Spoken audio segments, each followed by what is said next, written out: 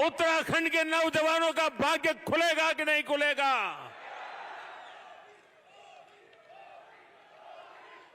इतना ही नहीं,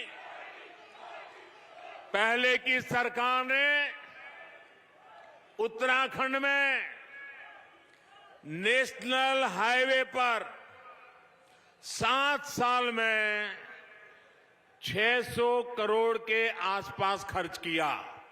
कितने 600 करोड़। कितने समय में? 7 साल में। 7 साल में कितना खर्चा किया पहले वालों ने? 600 करोड़। कितना किया? अब जरा सुन लीजिए, जबकि हमारी सरकार ने इन 7 साढ़े 7 साल में 12,000 करोड़ रुपए से अधिक खर्च कर चुकी है। कहां 600 करोड़ और कहां 12,000 करोड़ रुपया? आप मुझे बताइए, हमारे लिए उत्तराखंड प्राथमिकता है कि नहीं है? आपको विश्वास हो रहा है कि नहीं हो रहा है? हमने करके दिखाया है कि नहीं दिखाया? हम जी जान से उत्तराखंड के लिए काम करते हैं। और भाइयों बहनों, ये सिर्फ एक आंकड़ा भर नहीं है। जब इंफ्रास्ट्रक्चर के इतने बड़े प्रोजेक्ट पर काम होता है तो कितनी चीजों की जरूरत होती है। सीमेंट चाहिए, लोहा चाहिए, लकड़ी चाहिए, ईंट चाहिए, पत्थर चाहिए, मजदूरी करने वाले लोग चाहिए, उद्यमी लोग चाहिए, स्थानीय युवाओं को अनेक प्रकार का लाभ का अवसर पैदा होता है। इन कामों को जो श्रमिक लगते हैं, इंजीनियर लगते हैं, मैनेजमेंट लगता है, वो भी अधिकतर स्थानीय स्तर पर जुट जाते हैं। इसलिए इंफ्रास्ट्रक्चर के ये प्रोजेक्ट अपने साथ उत्तराखंड में रोजगार का एक नया इकोसिस्टम बन रहे हैं, हजारों युवाओं को रोजगार दे रहे हैं। आज मैं गर्व से कह सकता हूं, 5 साल पहले मैंने कहा था,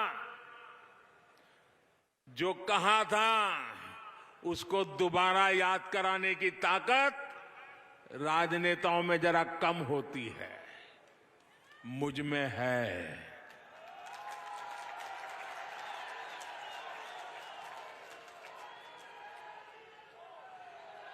याद कर लेना मैंने क्या कहा था। और आज मैं गर्व से कह सकता हूं,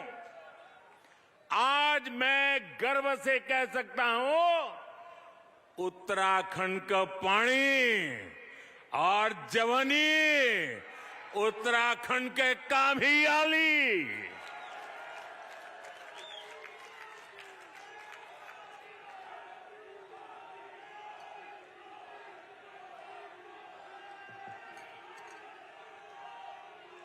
साथियों, सीमावर्ती पहाड़ी क्षेत्रों के इंफ्रास्ट्रक्चर पर भी पहले की सरकारों ने उतनी गंभीरता से काम नहीं किया जितना करना चाहिए था। बॉर्डर के पास सड़कें बने, पुल बने, इस और उन्होंने ध्यान नहीं दिया। वन रैंक वन पेंशन हो, आधुनिक अस्त्र शस्त्र हो, या फिर आतंकवादियों को मुंह तोड़ जवाब देना हो, जैसे उन लोगों ने हर स्तर पर सेना को निराश करने का, हतोत्साहित करने की मानो कसम खा रखी थी। लेकिन आज जो सरकार है वो दुनिया के किसी देश के दबाव में नहीं आ सकती। हम राष्ट्र प्रथम, सदैव प्रथम के मंत्र पर चलने वाले लोग हैं। हमने सीमावर्ती पहाड़ी क्षेत्रों में सैकड़ों किलोमीटर नई सड़कें बनाई हैं। मौसम और भूगोल की कठिन परिस्थितियों के बावजूद ये काम तेजी से किया जा रहा है। और ये काम कितना अहम है, ये उत्तराखंड का हर परिवार, फौज में अपने बच्चों को भेजने वाला परिवार ज्यादा अच्छी तरह समझ सकता है। साथियों, एक समय पहाड़ पर रहने वाले लोग विकास की मुख्य धारा से जुड़ने का सपना ही देखते रह जाते थे। पीढ़ियां बीत जाती थी, वो यही सोचते थे हमें कब पर्याप्त बिजली मिलेगी, हमें कब पक्के घर बनकर मिलेंगे, हमारे गांव तक सड़क आएगी या नहीं आएगी, अच्छी मेडिकल सुविधा मिलेगी या नहीं, और पलायन का सिलसिला आखिरकार कब रुकेगा। जाने कितने ही प्रश्न यहां के लोगों के मन में थे। लेकिन साथियों, जब कुछ करने का जुनून हो, जब कुछ करने का जुनून हो तो सूरत भी बदलती है और सीरत भी बदलती है। सूरत भी बदलती है और सीरत भी बदलती है। और आपका ये सपना पूरा करने के लिए हम दिन रात मेहनत कर रहे हैं। आज सरकार इस बात का इंतजार नहीं करती कि नागरिक उसके पास अपनी समस्या लेकर आएंगे, तब सरकार कुछ सोचेगी और कदम उठाएगी। अब सरकार ऐसी है जो सीधे नागरिकों के पास जाती है। आप याद करिए, एक समय था जब उत्तराखंड में 1.25 लाख घरों में, उत्तराखंड में 1.25 लाख घरों में नल से जल पहुंचता था। आज 7.5 लाख से भी अधिक घरों में नल से जल पहुंच रहा है। अब घर में किचन तक नल से जल आए हैं, तो माताएं बहनें मुझे आशीर्वाद देगी कि नहीं देगी? हम सबको आशीर्वाद देंगे कि नहीं देंगे?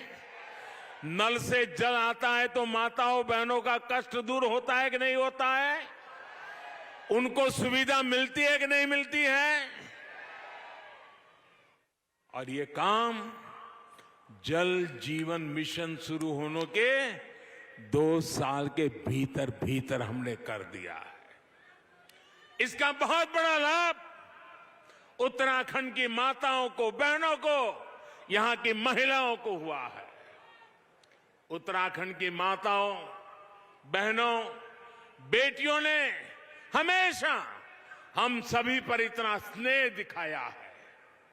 हम सभी दिन रात परिश्रम करके, ईमानदारी से काम करके हमारी इन माताओं बहनों का जीवन आसान बनाकर उनका ऋण चुकाने का निरंतर प्रयास कर रहे हैं। साथियों, डबल इंजन की सरकार में उत्तराखंड के हेल्थ इंफ्रास्ट्रक्चर पर भी अभूतपूर्व काम हो रहा है। उत्तराखंड में 3 नए मेडिकल कॉलेज स्वीकृत किए गए हैं।